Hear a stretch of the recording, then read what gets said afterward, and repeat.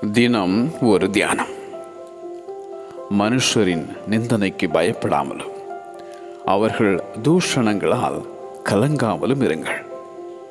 ஏசாயா தீர்க்கதரிசன புஸ்தகம் அதிகாரம் 51 வசனம் 7. என் சிநேகிதரால் நான் நிந்திக்கப்பட்டு தேவனை நோக்கி பிரார்த்திப்பேன் என்றான் யோபு. மனுஷரால் நிந்திக்கப்பட்டும் ஜனங்களால் அவமதிக்கப்பட்டும் இருக்கிறேன்.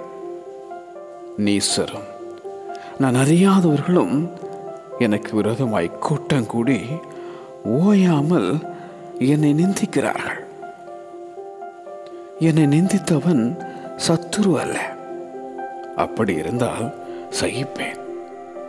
எனக்கு சமமான மனுஷனும் என் வழிகாட்டியும் என் தோழனுமே என்றான் தாவீது. மனுஷகுமார நிமித்தமாக ஜனங்கள் உங்களை பகைத்து உங்களை புறம்பாக்கி உங்களை நிந்தித்து உங்கள் நாமத்தை பொல்லாததென்று தள்ளிவிடும்போது நீங்கள் பாக்கியவான்களாய் இருப்பீர்கள் என்றார் ஆண்டவர் இயேசு. மனுஷரின் நிந்தனைக்கு பயப்படாமலும் அவர்கள் தூஷணங்களால் கலங்காமலும் இருங்கள். மனுஷரின் நிந்தனைக்கு பயப்படாமலும் அவர்கள் தூஷணங்களால் கலங்காமலும் இருங்கள். ஆமென்.